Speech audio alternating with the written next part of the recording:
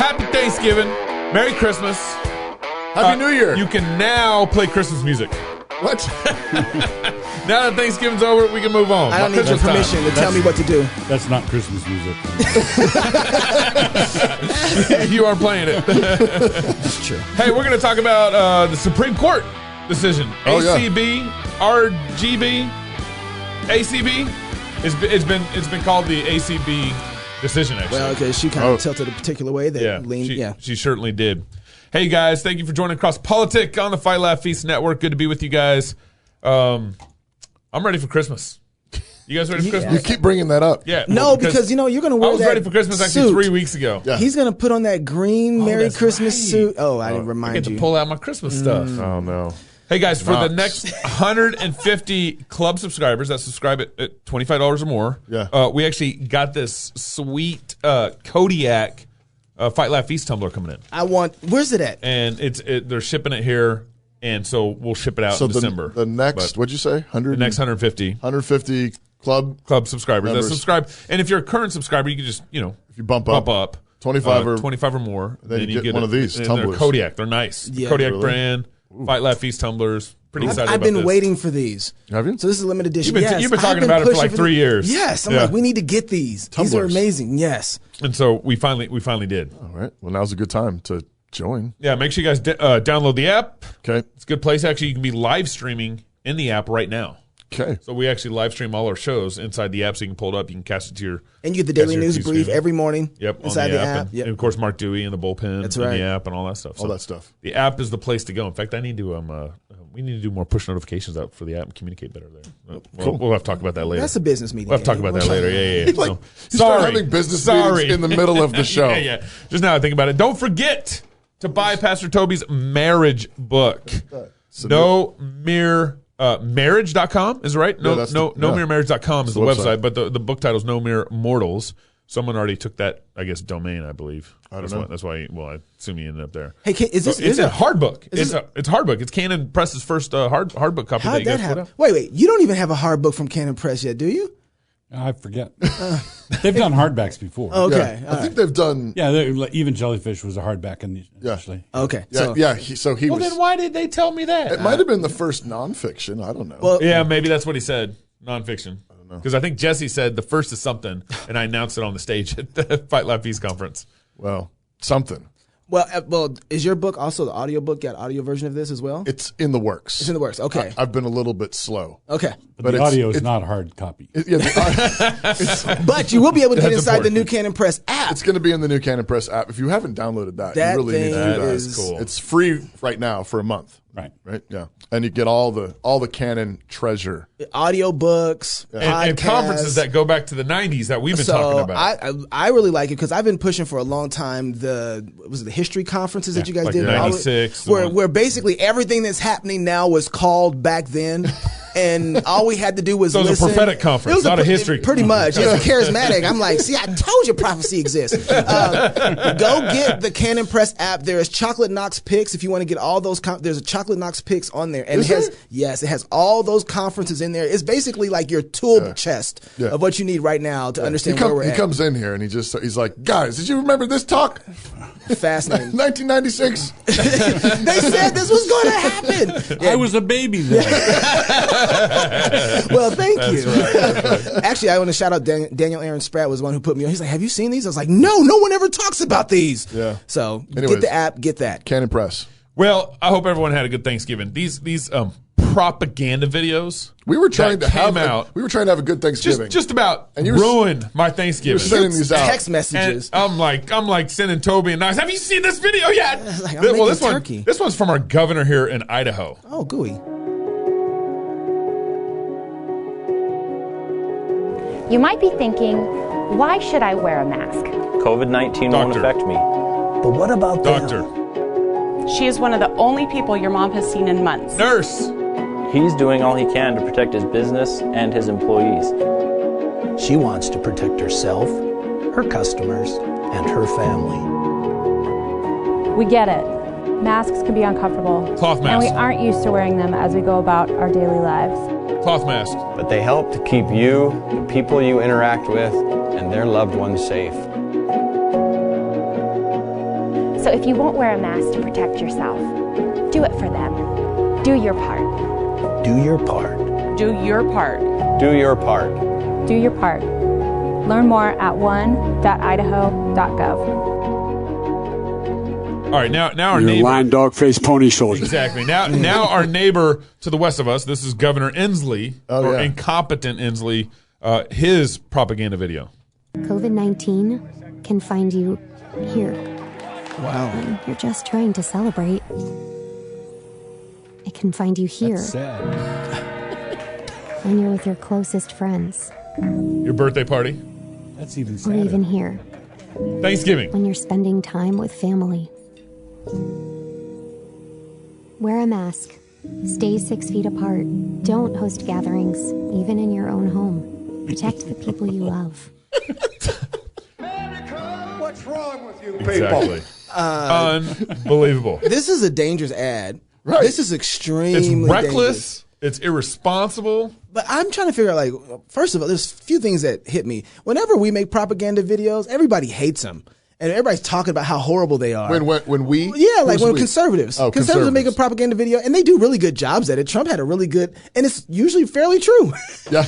But this isn't. It's not true at all. But so I was talking to my mom just the other day. My mom is a person who's very at risk. She's had cancer. Yeah. She had a complete flush of her of her genes, and they come out and they give these super genes, and they put them in, and your body fights off the cancer cells. Is that now. like with herbs and stuff? No. They They actually take your stem cells. This is like stem cell stuff. Yeah. So she's Just gone one through of that your whole dad process. herbs, She's had a potions. stroke. She's Yeah, very much wow. at risk. And the Yeah. scary thing that has been for me is that now that, because I know that masks really don't work, cloth masks especially don't work, and It might be everybody's worse for you. right. And so exactly. And so if she goes out assuming that cloth mask is going to protect her, then if there really is a risk, she has a risk, Right. then that's not good for her to assume that the thing that she's putting on her face that they tell her is going to help her, is actually going to help her. She goes out into a place where she doesn't need to be at. Right. That's horrible. Yep.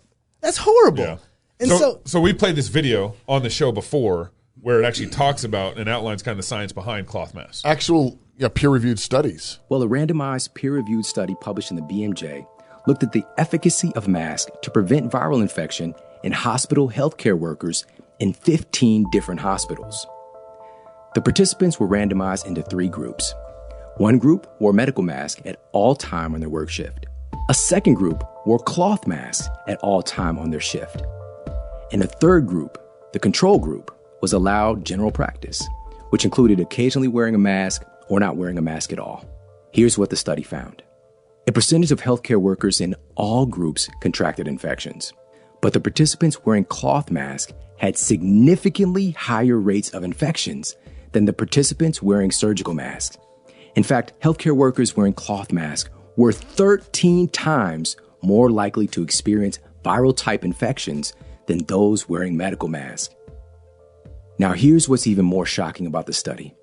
Not only were the rates of infections higher in the cloth mask wearing group than the medical mask group, the rates of infection in the cloth mask group were significantly higher than the people in the control group who were allowed to occasionally wear a mask or not even wear a mask at all. Where's that science? Please listen to that again.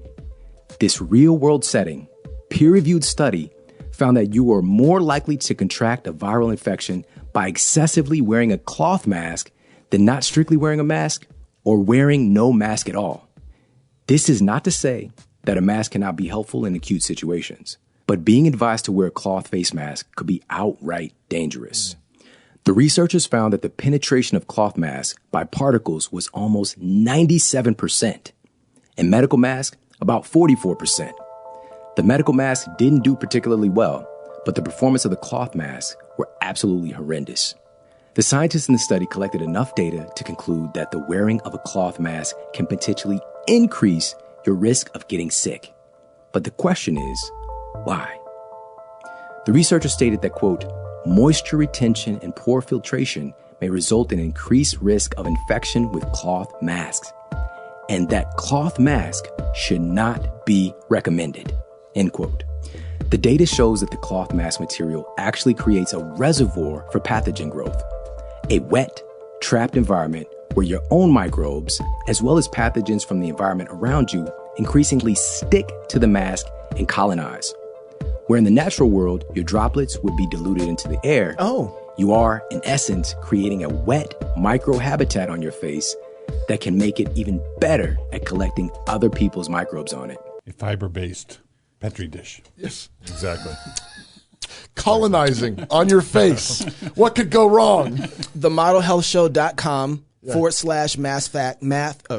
/mask facts. Check it out. This is specifically this section of the video. He's referencing the Biomedical Journal. Right. Yeah. Exactly. And is this the same video, or is it a different one here where they're talking about the effects of loss of oxygen? In masks? How it actually is it the same video? It's the same video. Yeah. He goes through all the facts. It's an hour-long video. It's an hour-long video. People start getting kind of anxious and irritated and angry. Yeah. I wonder.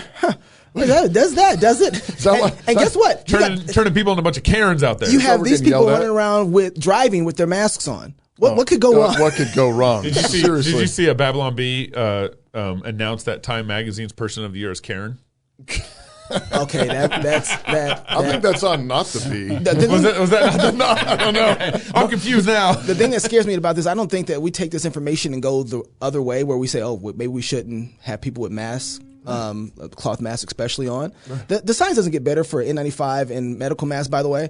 But what I think we do with information like this is say, hey, then what we need to do is have a government mandated type of mask that everyone has to have. That's what scares me about this. It's like, yeah, you think a normal human being gets this information and says, okay, take off the mask. No. We just need more government to bring us the kind of masks that actually work. And that is mandatory. What kind of mask do you have? No. It's going to happen with the vaccine. Yeah.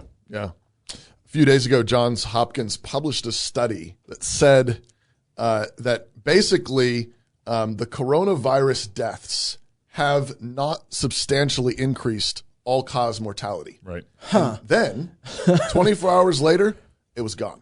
Deleted from the internet. Just a question: Is Danae Rancourt still here? We should check. He's the one who actually call him up and he's check. Been saying that for a long time. Yeah, we interviewed Danae Rancourt back in when was that?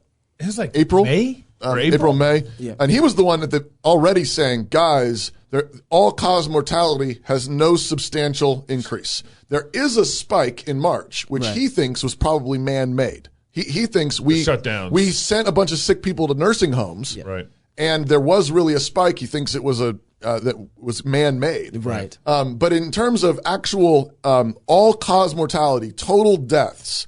This study from Johns Hopkins says basically there's no substantial increase in 2020. Then the article's gone. Huh. They 187'd it, huh? But the way the internet is forever. Yep. And so the guys at Not the Bee, this is really Not the Bee, go to the Wayback Machine, pulled it up, and published it. Well, because when you have a sense of humor, like the Babylon Bee guys do, you actually understand the truth. See, this is amazing. You can actually tell the truth. Yeah. When you have a sense of humor, that's what makes the world bizarre and strange, because you know what the truth is. But if you can't laugh at the world and the absurdities of the world, you become a joke. This is why there's no transgender comedians. There's just no transgender comedians. They're not funny. They're not funny. Well, they are a walking They joke. are the joke. Anyways, this is something to keep it, you see all the stats, you see all the data going on. We need to be asking this question, what is all-cause mortality? Total deaths is actually one of the key pieces of data that nobody's really advertising. And I think it's because basically it's going to turn out to demonstrate that COVID-19 has not been this. I mean, if 100,000, if 200,000 people were going to die this year, anyways.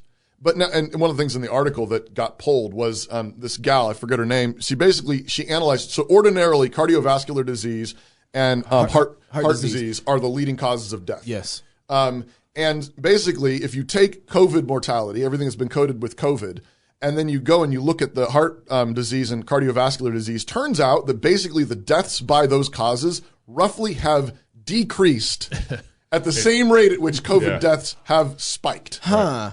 This is like election time.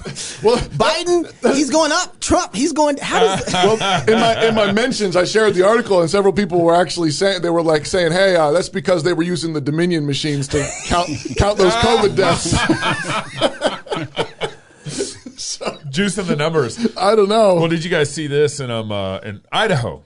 There's actually some pushback going on in the Panhandle. So Panhandle is we're actually south of the Panhandle, even though we're still in the Chimney. We're part of the southern part of the Panhandle. Yeah, and so there's this 5-county Panhandle up north, and the health district voted to mandate masks. Okay, so a bunch of bureaucrats in North Idaho. A bunch of bureaucrats voted to mandate masks, not the city, right? Not the county commissioners, not And so what happened as a result of that, the Sheriff Darrell Wheeler, we need to get one of these sheriffs on someday. He said we just aren't going to enforce this Panhandle Health District mask mandate. Right. And then good on him. One of the county commissioners, this is why again local politics is so important. One of the county commissioners proposed and motioned at one of the recent meetings that he wanted to defund the Panhandle Health District. That's great.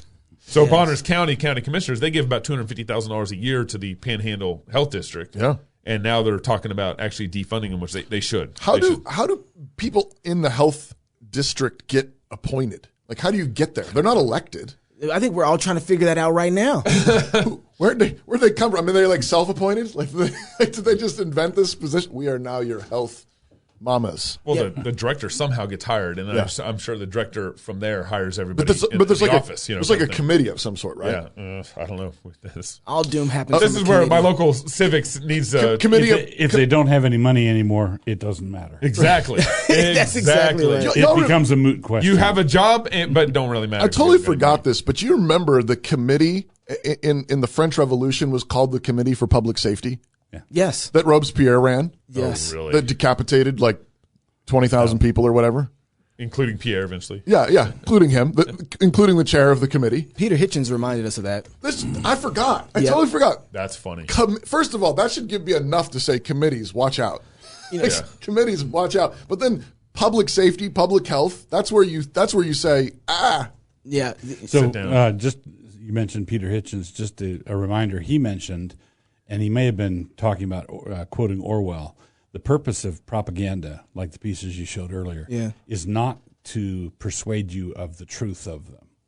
The purpose of propaganda is to discourage you so that you think that resistance is futile. Right. Yeah. In other words, you're not being persuaded by their argument.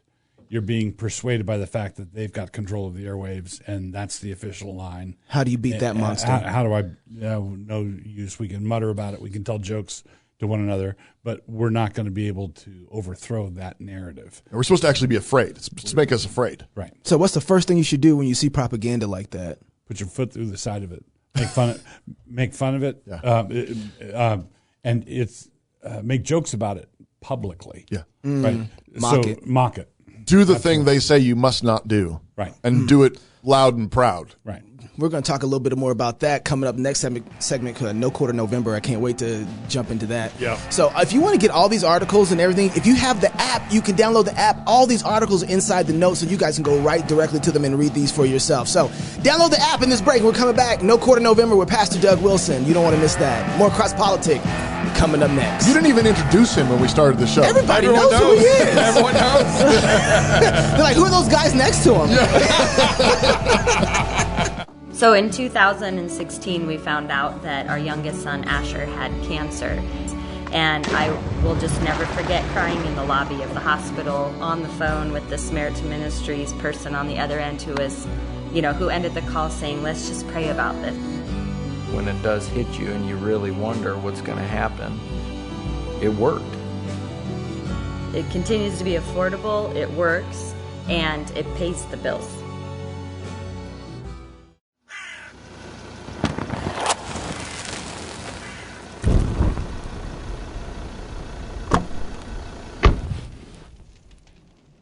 Welcome to No Quarter November. Thanks for coming back. Thoughtful criminals through the ages have known that one of the things you need to do after you're done with your crimes is destroy the evidence. Destroy any evidence that you've been there or that you had anything to do with it. And we should also point out that I'm not a criminal. But I am, however, a thought criminal. I'm afraid that in this beloved truck of mine, in this truck, I have committed many thought crimes. These thought crimes have been the sorts of things that have drawn the ire of people all over the world. The thing you want to do is make sure that your thought crimes are not thought crimes in the eyes of God, but rather simply in the eyes of man.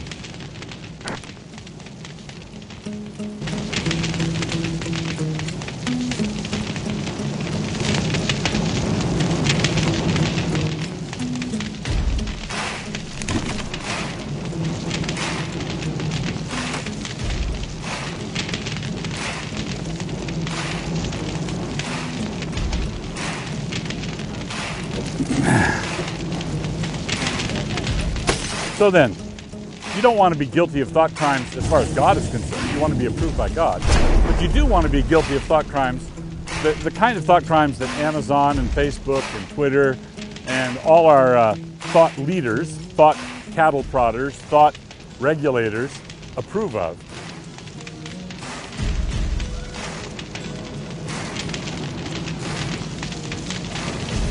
You want a metaphor for Western culture right now? There you go. What you're going to get through No Quarter November, or as we're calling it now, mostly peaceful November, is the truth. Unvarnished truth, unpolished truth, unqualified truth, just putting it out there.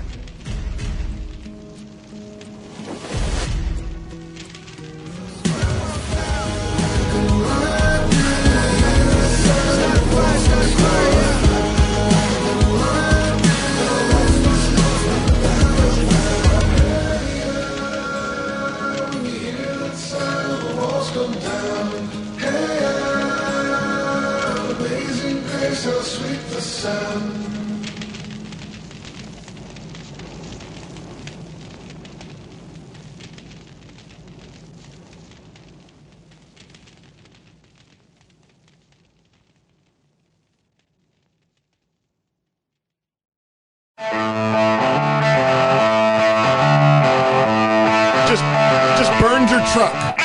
Just burned it. I did. Did you light the match? Yes. Okay. Sort of. Some of the matches. Not all the matches. Welcome back to Cross Politic on the Fight Laugh Feast Network with us. We're very honored to have Pastor Douglas Wilson on again. And he is married to Nancy for how many years now? 45 coming up on. Get out. It still says 40 on your blog, just so you know. You might Okay. want to. He updates that about every 5 years. And teeming hordes of grandchildren, 3 kids. Oh, wow. Father that's of Rebecca Merkel, Nate N.D. Wilson, and Rachel Jankovic. Right. some sharp arrows over there, brother. And you got some grandkids that are criminals right now, going through the criminal process. Yeah, I've got. Yes. Is your pastoral qualifications at stake right now? No. It's actually beefing them up because when your grandpa runs something called No Quarter November, your kids your grandkids follow suit. They're like, all right, we're pirates. I gotta ask, how many people are at Thanksgiving? What's the number? Did you guys count? Oh my! Was it a super spreader event? Of joy. Yeah, this is confidential information. So there's 17 grandkids. There's 6 kids and their spouse, 3 kids and their spouses. Yep. 6. That's 23. Nancy and me, 25. And that's with no company. Okay. Yeah. And we had some company. Yeah. You can't help but defy. Super spreader. Every year, I know you get this, and hopefully most of our audience knows what No Quarter November is, but I know people still ask, wait, what's No Quarter November? Yeah. First time this year, I had to answer the question, what is no quarter? Yes. Well, I've had that question asked of me, too. Well, it's I think originally a term for battle at sea. Yeah. So when 2 ships were coming to fight and there was no quarter, it basically meant take no prisoners. No prisoners. This is a fight to the death. Right. So no quarter means when you ask for quarter, you're asking for mercy or truce or whatever. Right. And if no quarter is given, then there's no surrender. You just fight it out. Yeah. You just fight it out. So No Quarter November means normally when I say outrage, I write outrageous things all year long. What? But it's true. It's true. But when I write things normally that rub some people's fur the wrong way, I almost always will qualify. Yeah. I call it my second paragraph rule. Somewhere in the second paragraph rule, now I'm not arguing that all thus and such are right. so and so, The part that no one ever reads. Yeah, but I put it there so that when people go nuts, I can go back to the second paragraph. There it is.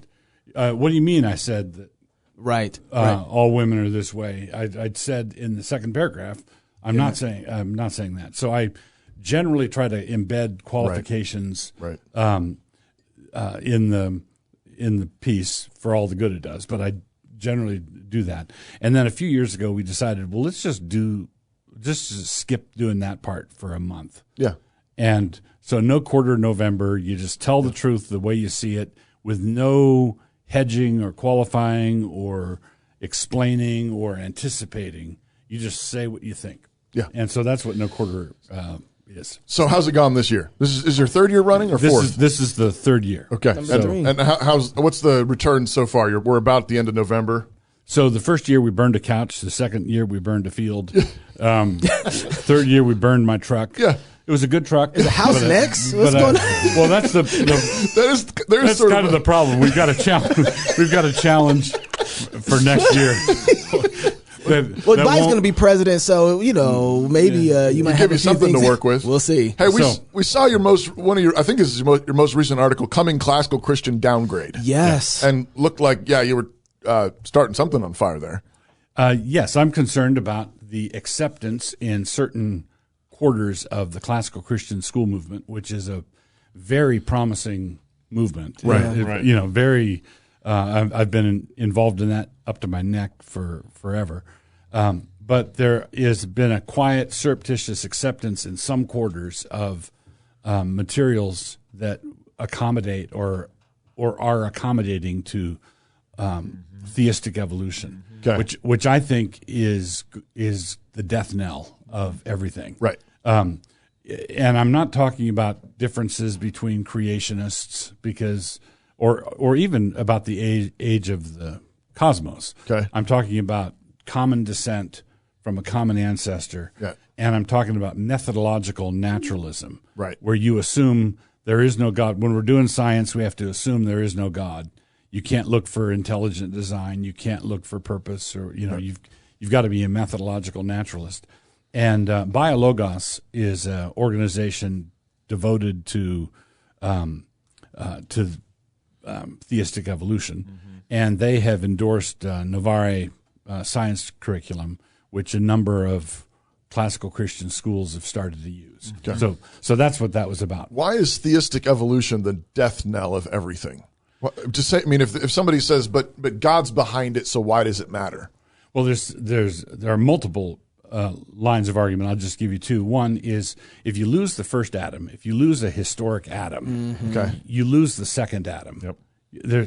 Yep.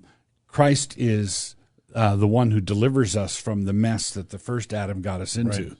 But if the first Adam isn't there, if there is no historic Adam, then he didn't get us into the mess, and that leads to the next problem.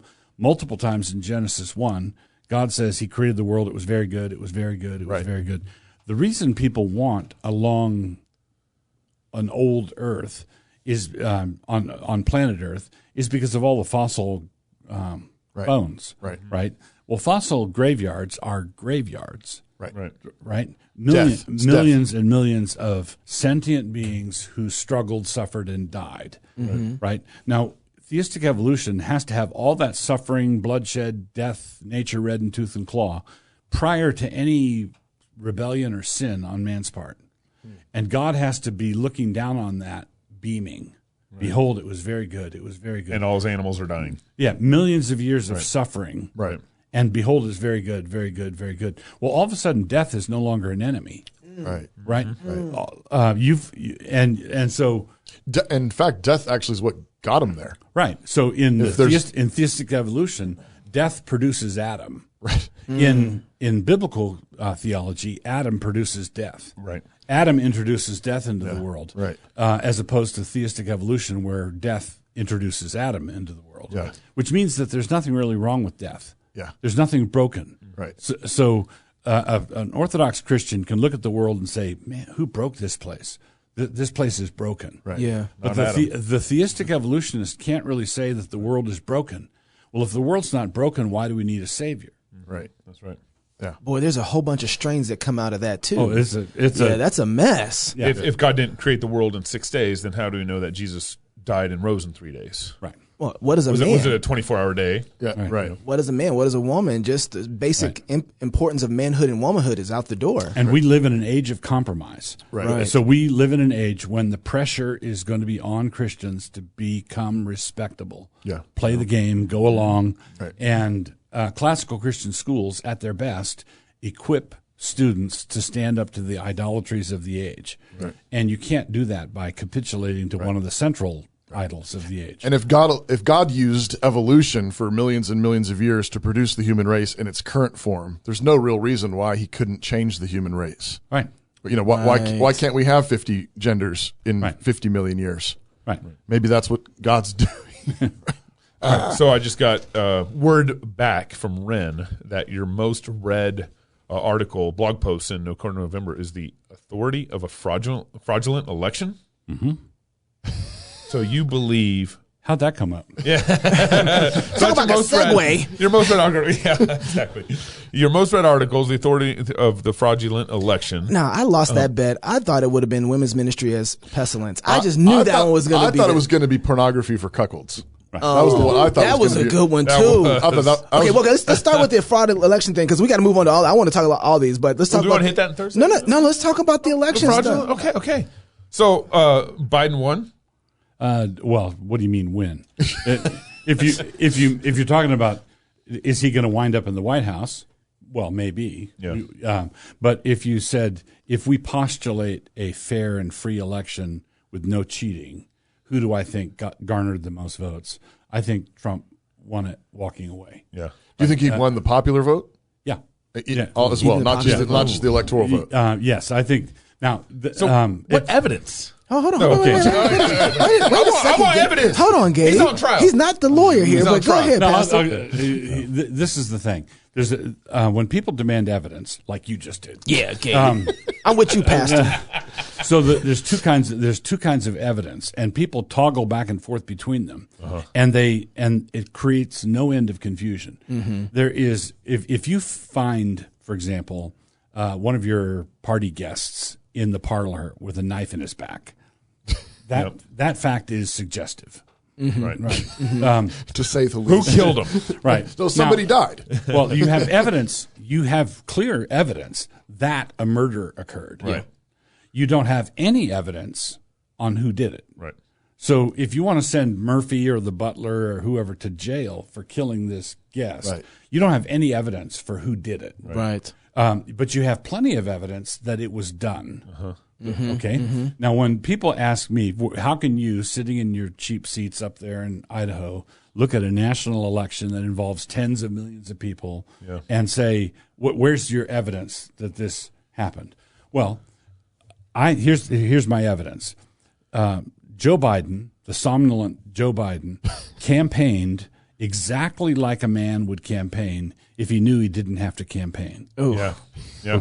That's brutal. That's right. He scarcely went anywhere. Right. All right. That was a sleepwalking campaign. That's what somnolent means, by the way. Okay.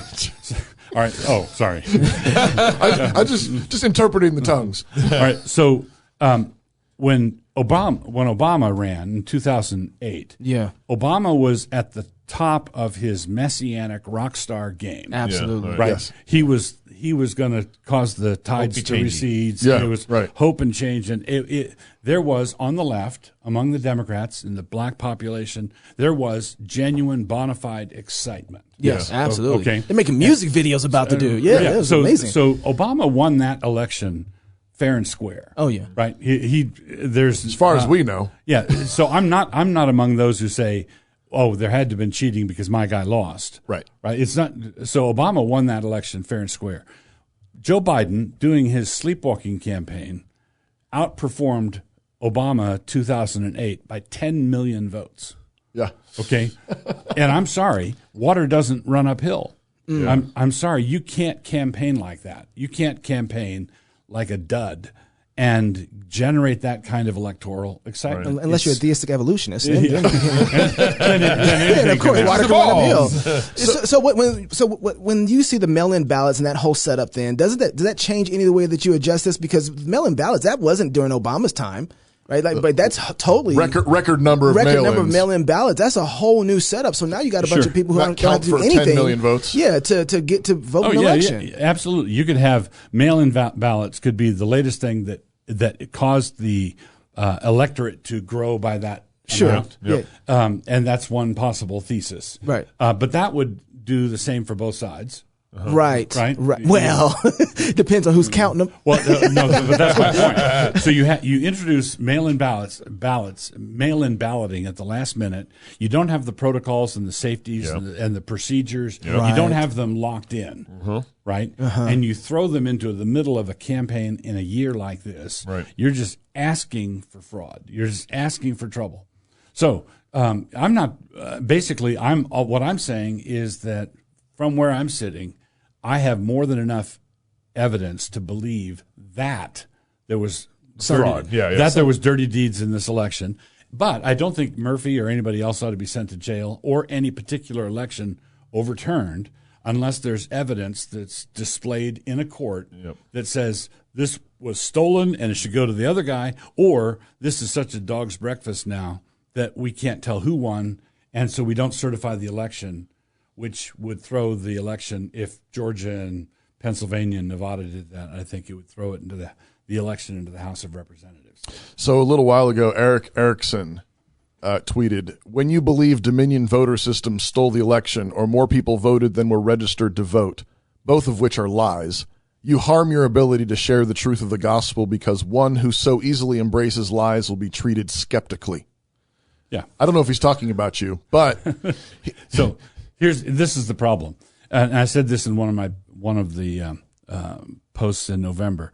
Let's say we have this brawl of a debate on was the election rigged or not. Okay, and we're let her rip. Okay, when I'm sitting as a spectator watching this debate, I don't know which side. I go into the debate not knowing which side is correct, but I do know which side is being censored.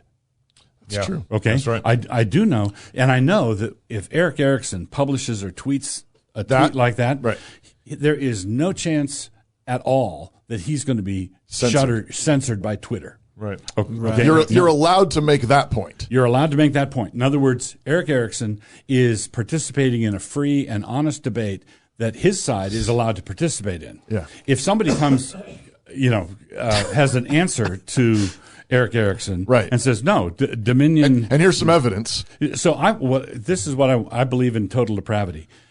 Are those Dominion voting machines capable of being hooked up to the internet? Yeah. Yes. And if they are capable of being hooked up to the internet, what idiot authorized their use in any scenario, whatever? Right. Okay. Now, that point, if I go on Twitter and I try to make that point, I run an outstanding chance of being censored, shut down, shut up. Yeah. Shut up, they explained. Right.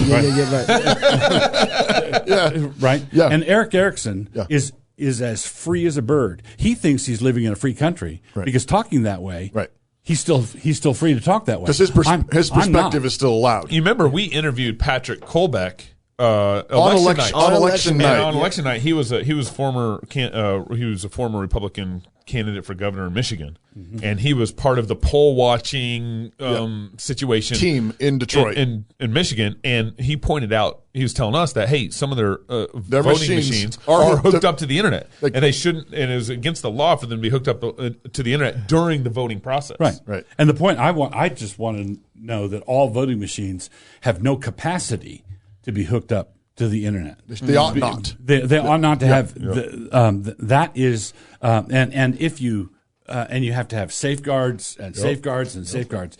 But the point is, Eric Erickson is free to make his point, and I'm not free to make mine. Right. And that tells you, in my world, that tells you everything you need to know. So the most quoted text in your article, The Authority of a Fraudulent Election, is this: a political party that stands foursquare behind the dismemberment of unborn children is not going to flinch when it comes to the dismemberment of your right to cast your vote in a process with real integrity.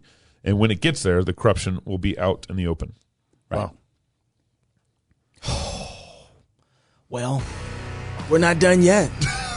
There's more. We just went through two of No Quarter Novembers. We're going to do some more. It's fast. It's fast. So, you got the Canon Press app yet? You're going to want this. You'd have all this right now. You'd be reading No Quarter November.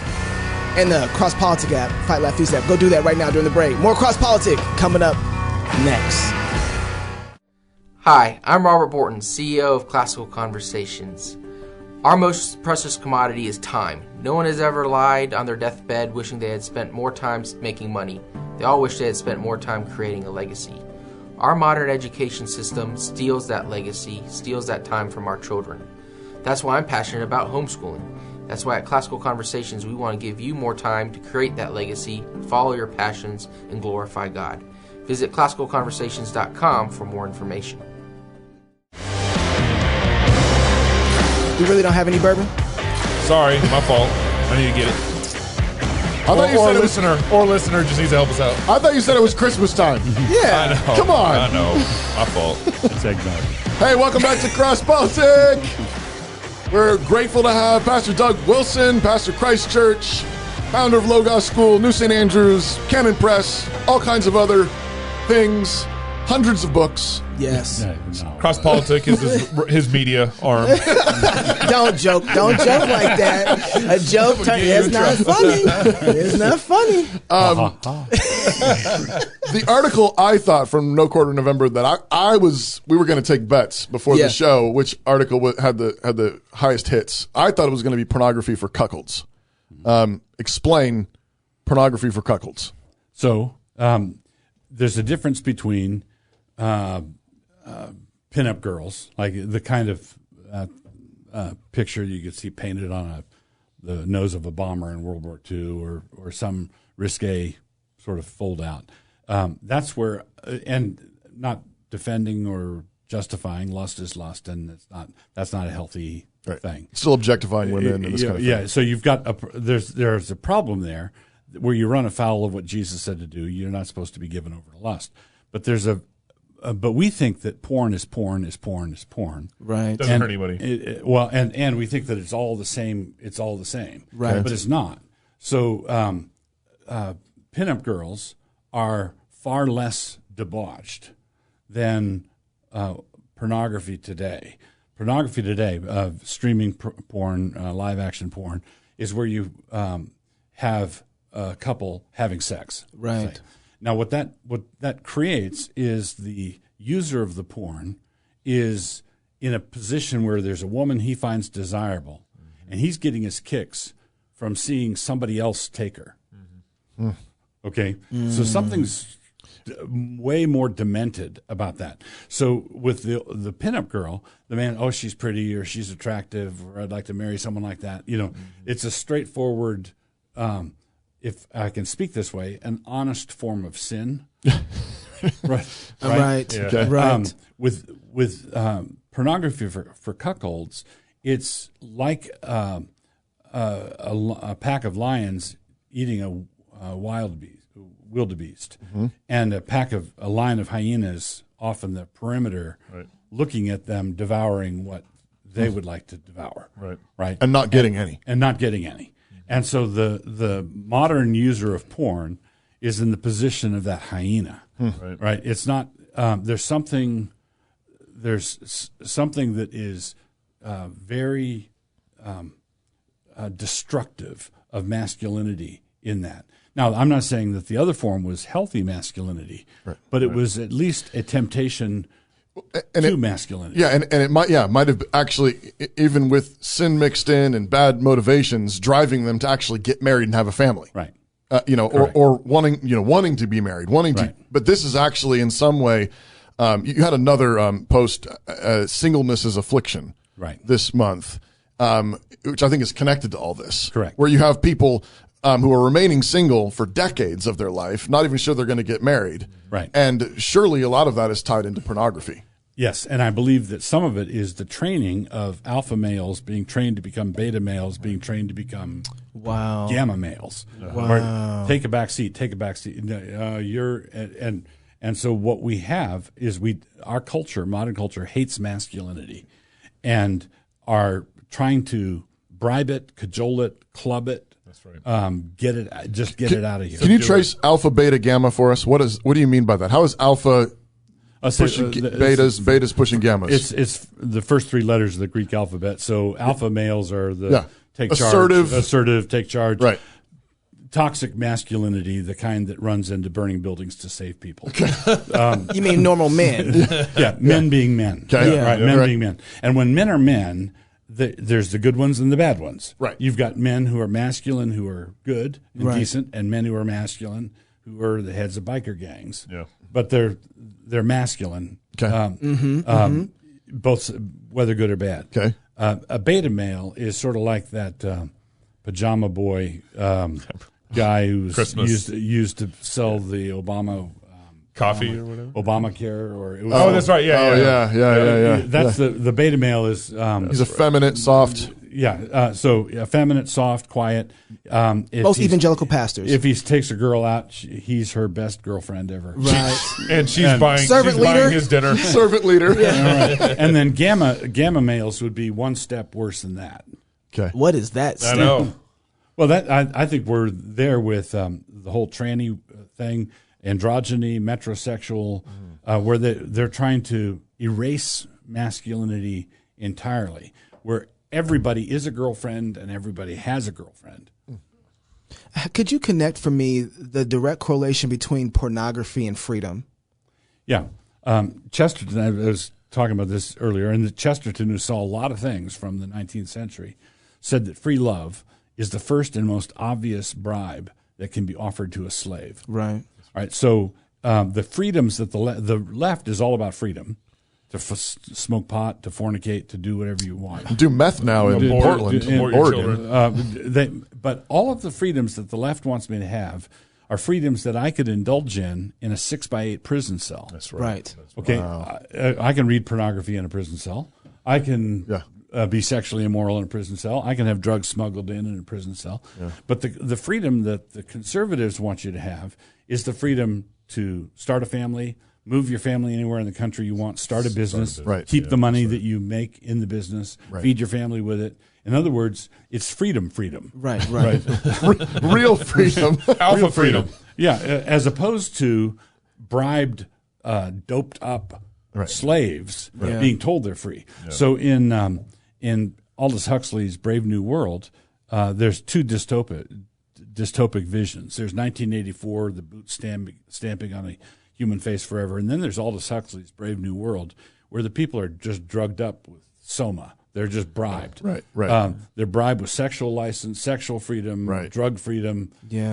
And we're living in a weird combination of both 1984 and Brave New World. Well, they're hitting us from both sides, they're basically. Hitting us both ways. You get threats and the jackboot on one side, and then you're getting the porn and the drugs and the alcohol and whatever on the other. I don't think we have it's the same thing with the whole mask situation. I don't think we feel like with the pornography and all that stuff, I don't think we feel like those are bribes.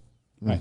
There's no way no one would ever, and this is so fun. I remember being in a lot of Christian ministries. Our biggest product had always been slaying the dragon, how to kill your porn. It's a big issue. But no one, even the people who are preaching against it, don't consider it a bribe. Right.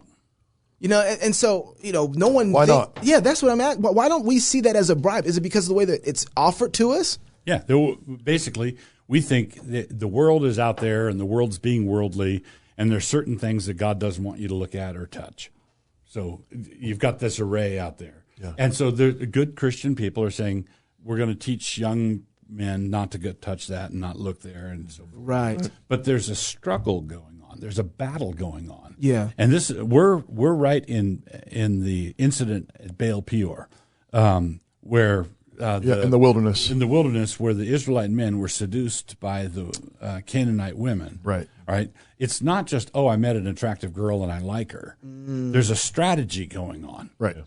To get them to stop the invasion. Right. Them to stop. So Balaam, we're not told this in Numbers, but Balaam in Revelation, it says that he advised King Balak to send in the Moabite women as a tactic, as a weapon of war. Yeah. Right. And which he did. and it worked. It worked temporarily, and that's the situation we're in. We don't think like generals. Right. We're thinking like privates who say, "Oh, I should stay away from that. That's a sin. I shouldn't do that." Right. But we need people to back out and think like generals and say, "Oh." Right. There's a bigger play going on here. There's a huge play. And so the question to be asking yourself is not merely, how bad was your sin, but is what did that sin take you away from? That's right. That's good. In the absence of when you were being disobedient, that was a period of time in which you were not being obedient. Right. Remember Solomon, he's led astray by all his wives and ends up, King says, building temples for all of their gods. That's right. 700 wives, even if it wasn't for all of them, but like hundreds of pagan temples is a lot of wasted energy, a lot of wasted time, money, and expense that he could have been using to build something good. David and Bathsheba. Right. He should have been at war. Been out fighting the enemies, and he's at home getting seduced, and it runs him into all kinds of trouble that's going to suck away his time and energy for a long time, including all the problems he's going to have with kids later on. Well, I think this points out the church is saying, no, don't do that, don't touch that, but they aren't teaching how to lawfully go about sexual intercourse. And this ties in with the singleness thing, Where the evangelical leaders say singleness is a gift. Well, no, it's not. If celibacy is a gift, it's a gift to the left. So bars. We're fine with that. Yeah. So when Paul is gifted with celibacy, that really is a gift, and he can say, "I wish that all men had this gift," especially in a time of pandemic. And he's evangelizing the whole Mediterranean world. Right. Yeah. So if a man wants to be a frontier missionary, and look, I couldn't take a family into the jungle back there to evangelize this tribe, and I don't have a problem with sexual temptation, because he's been gifted with celibacy. Well, that's a Pauline gift. Yeah, praise God. Praise God and go for it. But if you are just an ordinary 20-something suburbanite American dithering around. Yeah, right. Struggling with porn. Yeah. Well, and one time I was talking to a young man who said, I wonder if I have the gift of celibacy. And I said, well, do you have trouble with porn? And he was kind of taken aback, but said, yeah, that's been a problem. Yeah. And I said, well, you can scratch celibacy off your list. That's an easy one for you. That's not what's going on here. Right. Yeah. You're by yourself and you need a woman. That's the guy who might have that gift is the guy who's started 5 businesses and is running, all over the world, being productive and fruitful. Hasn't even thought about it. And hasn't been struggling with sexual sin. Yeah. And then maybe stops and he's 40 and says, who am I going to give this to? Do I need to? Maybe that guy. Yeah, maybe that guy. Right. But he's been so fruitful already, he's not dithering. He's not sitting there trying to figure out what to do with his life. Exactly right. He's already lived 3 lifetimes worth. Right. Most guys do. That's the thing. We have lost a sense of what men are for. Right. Yeah. We've lost a sense of what men are for, and they are potent forces for good in this world. I think it really isn't. I think the point about what have you not been doing because you've been living in this sin. Right. That's really helpful. And it's not just the time you spent sinning. Right. It's the next week you spent wallowing around in your guilt and shame for doing it, and then trying to figure out how to get it right. And that's right. You just gave away a week. Yeah. Right. It's probably because of women ministries inside the church, because you wrote about that, right? It might be that too. Yeah. I wrote about that also. Yes. I expected that to have all the hits after John MacArthur's Go Home. It wasn't just women's. It was women's ministries as pestilence. Yes. I said that. Women's ministries as COVID-19. Before you talk about that, I just have to ask: is it hard to write No Quarter November, like to make sure? Okay, no qualifications. Is it hard to? I have to choose to do it, but it's not hard. It's not hard to do. Yeah. Once you do it, I have to. Okay, I find myself wanting to qualify. Yeah. And I say, but no, it's November, and so I'll just demons be gone. But I'll put the November's almost over. Here's the qualification. There's a difference between women ministering and women's ministries. Yeah. Women ministering, right? Women are ministered to the same way the men are, same way the children are. Yeah. And that's through sermons and word and sacrament. Yeah. They come together, they sing to the Lord, they have the word of God preached, and if they're godly Christian women, that feeds them and that equips them, and they're like their husbands and children in that respect. And when women get together as women to do ministry, it's outward facing. But women's ministries in the evangelical church today have become this thing where you've got a director of women's ministries who's in effect the women pastor of all the women in the church. Yeah. The women get together and they complain about their husbands or their fathers or their kids and how hard it is for them. So once a week, the women get together and they form this ad hoc ICU unit where they're all on intensive care, and they take turns being doctor and nurse for each other. Yeah. And so what that introduced into the church is the notion of women. It's an intersectionality thing. Women as an oppressed class, and they're the only ones that understand what it's like, are in the church, and they're the only ones who understand how the elder board and the finance committee are not apportioning enough, and they're not.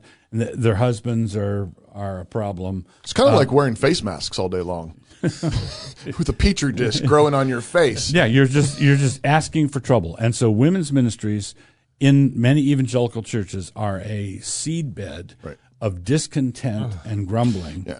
And the best thing in the world the elders could do is just defund it. Kill it. Defund it. And you see this happening practically when you're told that a pastors or elders are not qualified to address a battered wife. Right. We need or a wife, a messy divorce situation. You have to call in a woman to minister to that woman. Right.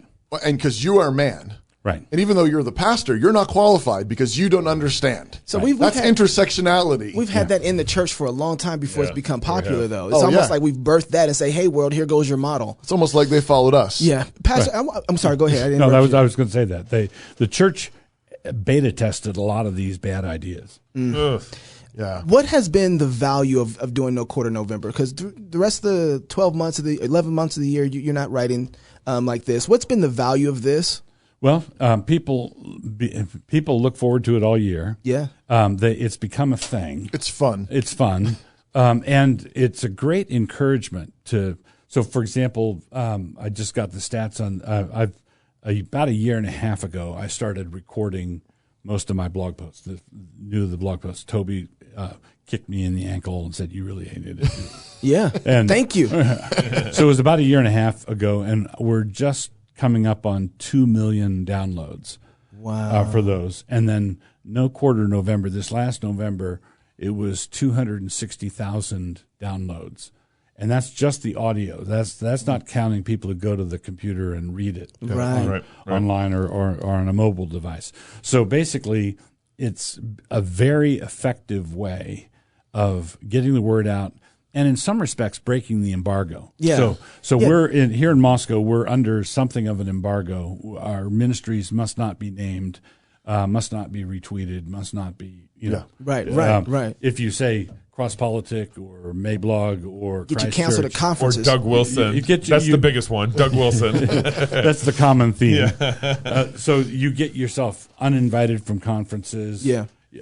So we're under embargo, and this. The things that we're doing now with the No Quarter November, the Canon app, the things that you're doing are all means of running the embargo, and it's working very well. Yeah. So basically, we're getting the word out to a lot of Christians who need even an evangelical leadership that has doctrinal backbone, that's faithful to the historic Reformed faith, and at the same time engages with the challenges of this generation. The challenges, the masking things, the lockdowns, the election, the church is not going back to worship, the craziness of the craziness of 2020. How do we understand the Word of God on the one hand, once delivered, and the circumstances that are unfolding on the ground? And there are very, very few Christian ministries who are even attempting it. Right. I want to talk about. I'm going to turn the corner here. This is what I want to get to here. Last thought. Okay, and then you can turn the corner. Okay. Is one of the things I've appreciated also about what you've mentioned over the last few years with No Quarter November is also the fact that this is something that every pastor should do. Amen. Amen. And so this is not just us saying, look at Moscow. Right. It's saying, hey, what about your town? What about your church pastor? How can you lead?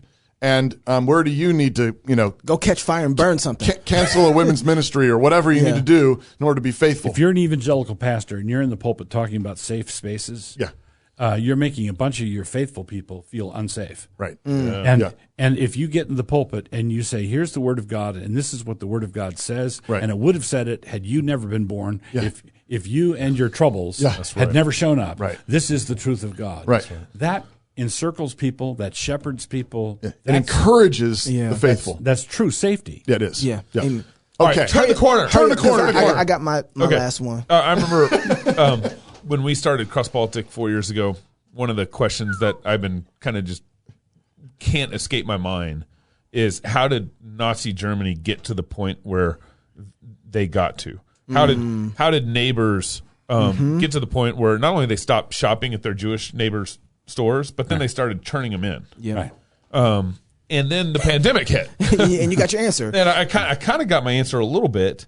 It started first just kind of embarrassing neighbors to not go shop at this store, right? It's just like kind of this cultural embarrassment.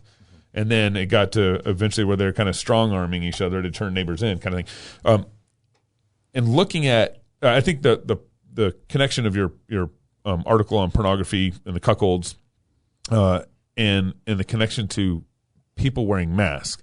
Now, this isn't true across the board, but I think this is a true statement that we are wearing masks in hordes because we're morally compromised. Yeah. I think a guilty people who've not been liberated by the gospel are easily manipulated. Right. Right. So easily threatened. They're fearful and timid. On propaganda one works. hand. The propaganda works. They're cowed. They basically, in order to go into battle in these times, you have to be prepared for them to throw everything at you, right? Including your browser history, right? Right. So you've got to go in. Okay, if I'm going to stand up to these people, they're going to lie, they're going to cheat, they're going to steal, and I've got to have a clean conscience before God. If I want to go into battle against these people. And if the Christians don't generally, if they're not under the preaching of the word and a cleansing gospel and their sins are dealt with regularly, if that's not the case, they're not going to be equipped to fight. So what do you see coming down the pike in 2021? Do we have COVID 2021 coming? Yeah. Third spike. I mean, we just had it's interesting. Amy Coney Barrett just got on the Supreme Court, and her first ruling, I think she's a part of, was this pushback against Cuomo in New York. Good on her. And what's wrong with John Roberts? Anyways, gosh, I just looked. I heard today that John Roberts made at least a couple of trips to Epstein's Island. That's really there goes back to your pornography and couple. I said that before the show. He did. I know we were talking about John Roberts, and I was like, I guarantee he's got photos with Epstein or something like that. Oh wow! So basically, there's the flight logs. They've got the flight logs, and I looked it up, and of course, it could be another John Roberts. It could be cool. So, cool. But the point is, John Roberts' behavior has been really inexplicable, given his judicial philosophy and the reason he was appointed in the first place. So basically, I've felt for years something's wrong. That somebody's got a chokehold on him somehow. That there's a pressure point. Yeah. So 2021, is there what do we see happening? The year 2020 was simply the Lord doing stretching exercises for 21. Okay, so you got to answer this in two ways. One of it is kind of what you see with Biden as president, what we're looking to face. Because I'm looking at all the people who he's appointing, and everybody who he's appointing is woke, not just kind of a little bit woke. They woke like prophets. They woke. So Wokey McWoke face. Wokey McWoke face. That's them. So kind of what you see coming down the pike there, and then how Christians need to prepare themselves right now to be able to engage or build in the next 4 years of his administration. So I believe that if Biden is installed, this is all the future, and I'm not a prophet or a son of a prophet. But he did have that history conference back in 96. You've been listening to some old talk. I'm just saying. I'm not claiming divine inspiration. I'm just saying you should listen to me. So given how woke the left is, given how irate they are, let's just assume that Biden gets into the White House and Donald Trump concedes at some level. Okay. And so he's out of the White House and Biden's in the White House. Okay. There is the thing I said in one of the pieces is that we have to simply wait for the flashpoint, because it's not going to be let's wait for the midterms. I don't think we're going to make it that far. And the flashpoint will be something like this. There is no conceivable way that the left will be able to restrain themselves from demanding the prosecution of Trump. Really? Yeah. Okay. So they've already been talking about it. Well, yeah, they can't. He's catnip. They hate him. They hate him. And what's going to happen is they're going to go after him. They accused him of all sorts of stuff, the Russian collusion and everything. Right. So they're going to cook up something. And they could come up with charges on contesting the election or something like that. So they're going to come after him with some sort of prosecutorial zeal. Yeah. And I suspect that that's going to be the flashpoint, where I think we're in the Cold War phase of a civil war now. So the shooting hasn't started. The rioting has started. The burning of buildings has started. Yeah. So I think it's starting to be tempestuous. And I believe that if you have, let's say, 80% of the people who voted for Trump, that's 70 plus million people. Right. If 80% of them believe that he was, the election was stolen from him, right. And then that's a lot of people. And then they turn around and prosecute him. You're looking at a royal mess. So you're just 2 steps away from Johnny, get your gun. So basically, I see this what's coming at us as a pending judgment, and we just have to be ready to trust the Lord. What does readiness in that situation look like? Practically, I mean, are you if you live in downtown Baltimore, I would suggest that you get out. Yeah. Right. This is Jesus. Hey, you don't want to be pregnant right now. Run to the hills. I believe that there's a lot of people are already doing this. Right. Yeah. U-Haul rates from Portland to Boise are 10 times. The other way. Reversed. The differential it's like $90 versus $900. Wow. And it's because U-Haul doesn't want to empty return trips. Right. So if you want to rent to go to Portland, it's $90. If you want to rent to go to Boise, it's $900. And so we're experiencing it here in Moscow, where there's we see the refugee column coming, and there are a lot of people who are relocating, and then the governors are complicating. So the blue state governors like Newsom and Inslee are complicating it by making it very difficult to make a living, in Seattle, in California, or to feed your family, right? And so some people are moving because they see the handwriting on the wall. Some people are moving because they have to. They're just trying to support their family. Just trying to support their family, right? So I think the first thing to do is get out a map. Yeah, get out a map and look at where you could feed your family, find a worshiping community, schools for your kids. Exactly. Yeah. And, we've talked about this on the show before. At some point, Christians need to pick a state, move to it, take dominion over it. And I'm hesitant to say this, but I feel like one of the states is like Idaho, right? Because Idaho is highly conservative. The population is not very well. We're trying to be highly conservative, but the population is not very big, and it's something that Christians could come in and influence pretty strongly. The one thing I would say is that we've had a major influx into Boise from California, and even though the Californians are fleeing blue state tyranny, a bunch of them don't wipe their feet when they come.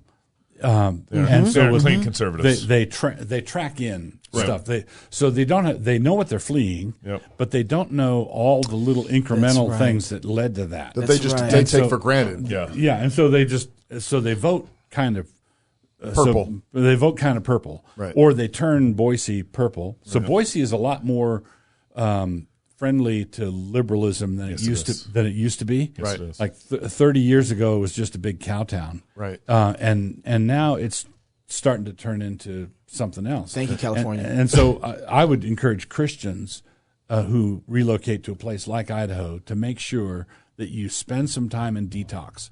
Just that's right. Get all the assumptions that you are a radical right winger where you used to live. Right. But if in California. but if you come here, all of a sudden you're going to be sort of Moderate. kind of a liberal squish. Now I agree with that analysis. But when I was at the Republican convention in Idaho this last summer in June, when they actually had the convention in person, I was talking to the state leadership, and they said the data shows us that 4 out of every 5 people who move to Idaho end up overwhelmingly voting conservative. Good. So 4 out of 5. How are they measuring that? Yeah, does that just mean Republican? I should have asked them that question. That doesn't exactly. But I could see your analysis still being true. Just saying, hey, we could still judge that they're maybe voting more conservative than not, right. But it's more of a purple vote. But that just the obvious conclusion there is even if they're more conservative than not, well, the obvious conclusion there is like, well, we're home-growing liberals through our public school system. And that plus that moderate purple is what's swinging. Always a shade. It's a shade darker every year. Yeah, that's right. They go through public and it's because schools. we're actually home-growing liberals here in Idaho. Yeah. The thing to remember, though, in all of this is I think don't forget that when Christian men are obedient to God, what you're building, when you get married, when you have kids, when you raise them in the nurture and admonition of the Lord, when you support your family, when you worship God faithfully, what you're building is way more substantial than anything on the left. That's right. What they're fighting with is actually nothing. Right. That's what Augustine famously said, that evil was sort of the absence of good, the absence of anything. And it's evil is parasitic. Yeah, exactly. And so what they have to do is they have to find liberalism is the tapeworm looking at the fat guy. It is. But that's why, I mean, you've called it same-sex mirage for years. Yeah. It is a mirage. It's not real. It's not fruitless. a real family. It's fruitless. They have no real kids. Yep.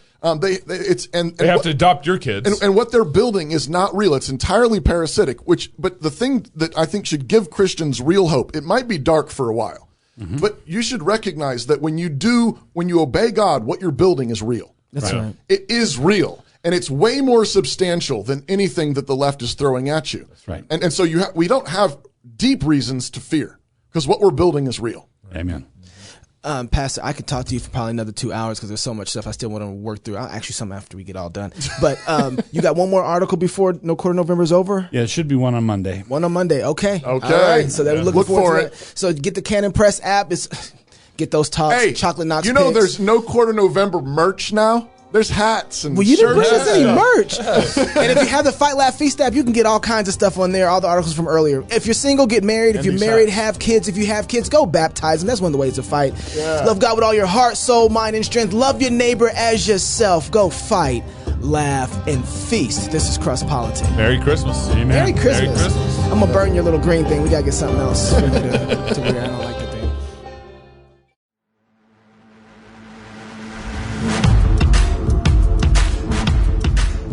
The reason the Fight, Laugh, Feast conference is crucial is the combination of those words.